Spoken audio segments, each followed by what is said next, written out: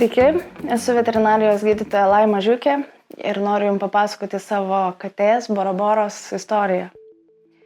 Viskas prasidėjo rugpjūčio vidury, kada grįžus po savaitgalio namo, į vieną naktį nenakvojau namuose, radau gal 20 išvemtų balų. Kadangi valgė puikiai, jautėsi kaip ir puikiai, po poros dienų atsivežiau į kliniką, priklauso pasidarėm visus tyrimus, įskaitant kompiuterinę tomografiją, gastroskopiją, bet paaiškėjo, kad jos vėmimas sukėlė mastocitomą. Jos atveju buvo poros milimetrų mažas pagelis, bet jisai turi galimybę bet kuriuo metu išskirti labai daug chemikalų į kraują, kurie viską stipriai iškreipia. Tai aišku, mes tą spagelį pašalinom ir išsiuntėm biopsijai.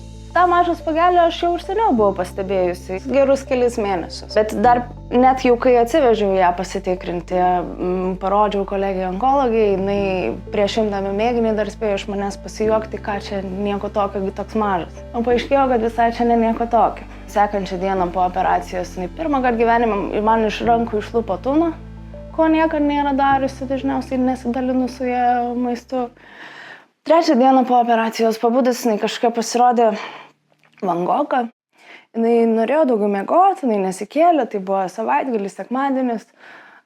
Aš kartu irgi su ja daugiau pamiegojau, bet nuėjus, pabandžius pasiūlyti jai jos skaniausių konservų, jos skaniausių skaniukų, jinai jų atsisakė. Galvoju, ką aš per daug panikuoju, nieko čia tokio baisaus, mes gyvenam Kaune, darbas Vilniui, tai galvoju, iš karto nevažiuosiu, kam čia vežti tą katę iš karto tokį atstumą, nuvažiavau pas kolegas Kaune. Ir kraujo tyrimai parodė ūmų absoliutų inkstų funkcijos nepakankamumą. Buvo labai stipriai išsikreipę mikroelementai, labai stipriai užkilęs kalis. Kolegos tylėjo.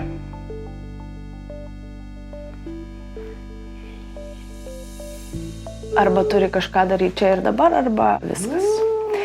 Tai susisiekiau su kolegė, kuri tuo metu nebuvo Lietuvoje, bet jinai man padėjo. Susisiekiau su savo geriausia slaugytoja, kuri atvažiavo laisvą dieną man padėti. Atvažiavom į kliniką, pirmas tyrimas, ką padarėm, ko nedarėm kitoj klinikoje, tai yra kraujo dujų tyrimas, kuris mums duoda daug daugiau informacijos apie šiuo metu vykstančius metabolinius pakitimus kūne, apie jos atveju parodė, kad labai stipriai rūgštus kraujas, buvo 6,9.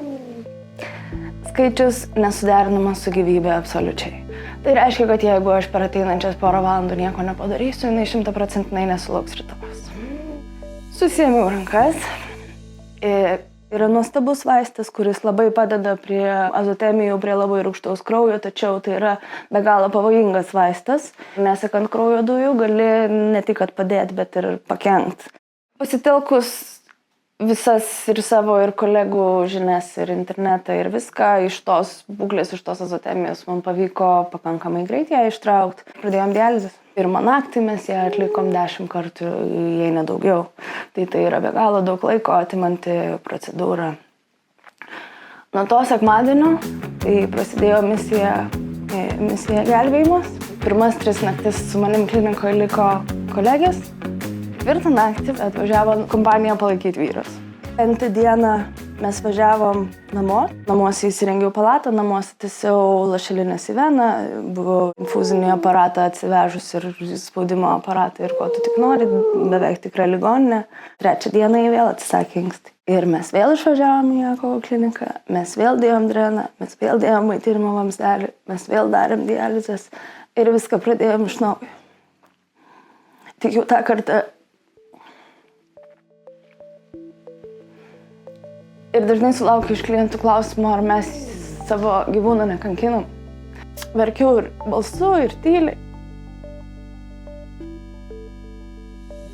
Nuo pirmos dienos aš jai daviau maksimum 2% išgyventi. Ir tas 1-2% liko visą laiką. Antro pablogėjimo metu lygiai taip pat.